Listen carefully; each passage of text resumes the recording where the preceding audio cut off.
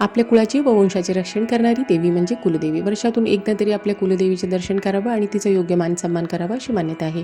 कुलदेवी किंवा कुलदेवता ही पृथ्वी तत्वाची देवता असल्याने ब्रह्मांडात असलेल्या सर्व तत्वांना आकर्षित करण्याचे सामर्थ्य फक्त तिच्या जपामध्येच आहे.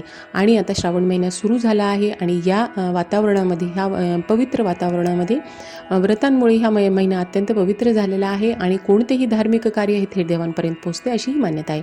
तर मग या पवित्र श्रावण महिन्यामध्ये आपल्या कुलदेवीला एक वस्तू अर्पण करायची, ती म्हणजे लवंग. घरातील नकारात्मक ऊर्जा नष्ट करणारी, राहू केतू दोषांपासून मुक्तता मिळवून देणारी अशा अनेक गोष्टी आपण फक्त म्हणायच्या जरी असल्या तरी या पवित्र श्रावण महिन्यामध्ये एखाद्या मंगळवारी किंवा शुक्रवारी पाण्याने पंचामृताने कुलदेवीच्या मूर्तीवर अभिषेक करावा, सुवासिक फुले अर्पण करावी, धूपदीप दाखवावा, फळ नैवेद्य दाखवावा, आरती करावी आणि ओम ऐं ह्रीं क्लीं चामुंडा विचे या मंत्राचा जप करत एक लवंग देवीच्या चरणांपाशी अर्पण करा. आणि व्हिडिओतली माहिती आवडली तर सबस्क्राईब करा.